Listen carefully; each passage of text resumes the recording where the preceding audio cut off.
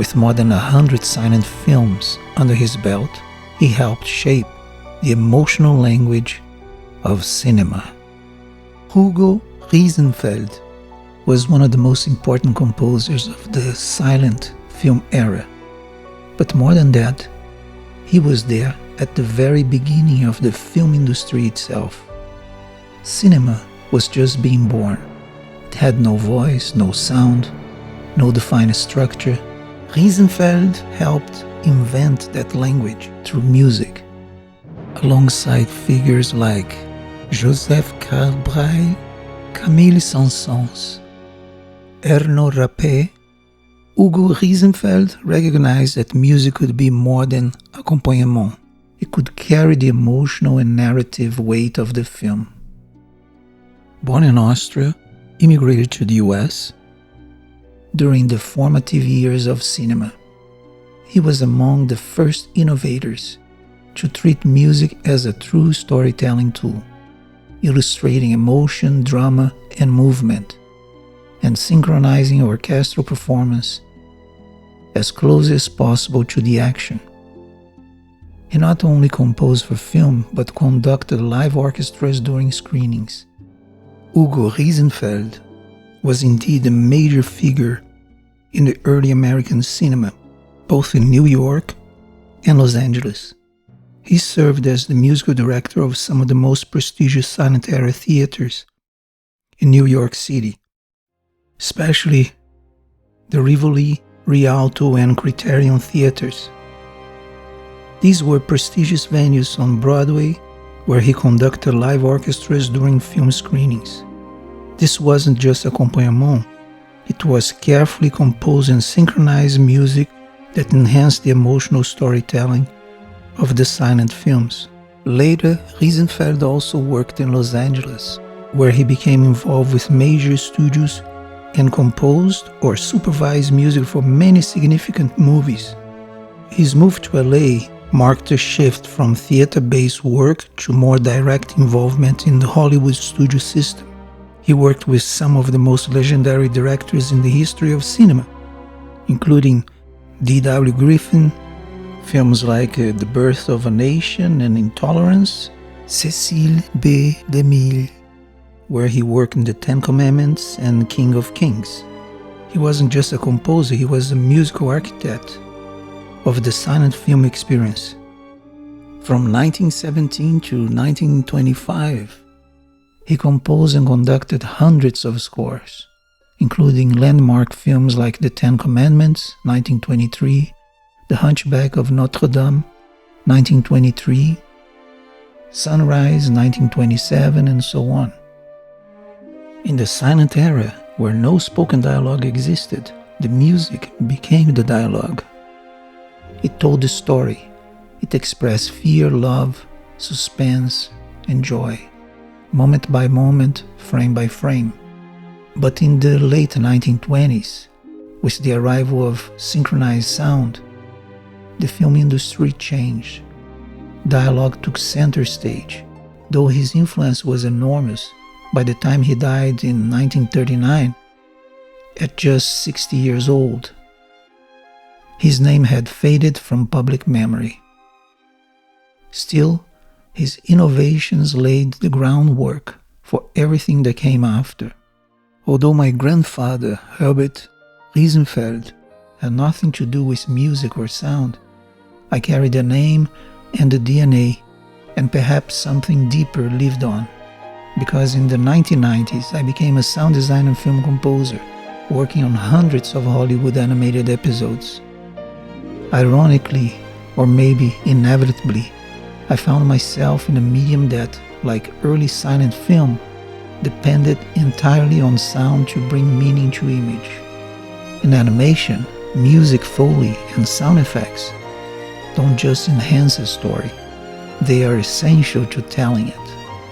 This echoes the early days of Walt Disney Studios, where the fusion of sound and picture first became truly magical.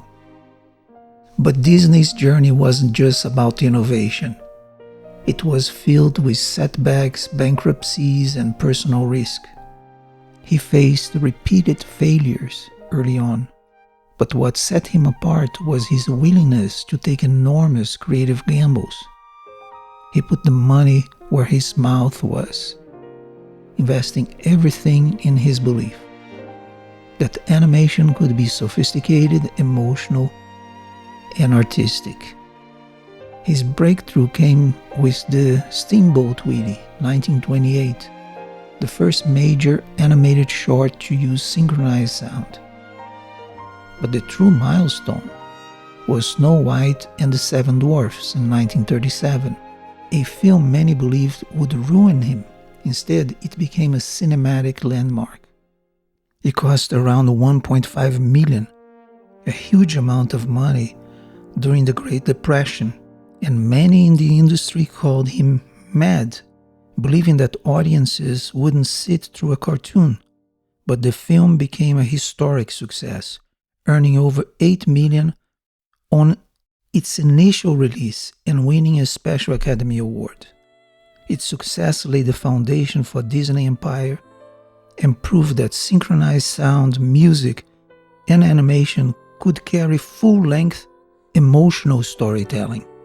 With fully integrated music, sound effects, dialogue, Foley, it elevated animation into something unprecedented. Sound-driven storytelling on an emotional level. Many decades later, I had the opportunity to contribute to that very legacy, earning an Emmy nomination as a sound effects editor for Walt Disney's 101 Dalmatians. In a way, my work was a continuation of that original vision, that sound isn't just an accessory. It is what gives animation its pulse and emotional clarity. That's the spirit I stepped into. I came from a world where sound was essential, where sound was the storytelling.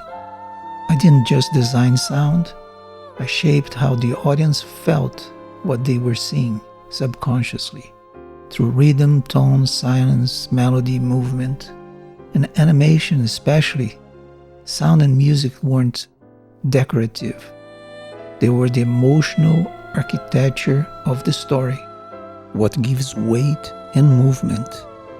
Great sound and music carry the viewer unconsciously and shape emotion, something that was already understood over 2,000 years ago. As Plato wrote in the Republic, music has the power to shape the soul long before reason takes hold. Or, in his more poetic words, music is a moral law. It gives soul to the universe, wings to the wind, flight to the imagination. Plato. In our modern era, where everything is in motion, not necessarily in emotion, stories, clips, reels, music, voices, what we once called films or works of art, is now bundled under the catch-call term content. It floods every platform, every feed. We feed the machine, every movement. We live in a time of constant stimulation and distraction, where the line between sound and noise grows thinner and thinner. The challenge today is not just creating, but discerning, surrounded by the flood under the weight of distraction. It becomes essential to distinguish between what simply fills space and what truly moves us. Because now, more than ever, we need to filter so we can get to the heart of the storytelling. And the heart of storytelling is always the same thing, emotion, so that the people can feel something real. Cinema, art, music, writing, the arts in general, have been fundamental in shaping human society for thousands of years. Before writing, we drew symbols on caves, walls. Before books, we passed stories from voice to voice. Creativity and expression have always been at the center of human evolution. Today, with the rise of artificial intelligence and instant reproduction, Much of what we encounter risks becoming banal, easily copied, stripped of struggle, depth, and originality. But culture, philosophy, science, and society itself all emerge from the roots of real art. And a lot of struggle. That's why we must continue to value genuine artistic expression, to differentiate what is noise from what is meaningful. Because the arts are not just simply about aesthetics, they are the foundation of humanity. And true art, real art, is noble. It demands devotion, discipline, and often a lot of sacrifice. As someone once said about my work, art is a kind of aristocracy, not inherit through bloodline, but earned through purpose, meaning, and intention. In a world full of content, let us still choose to create something human, something that lasts, something that feels.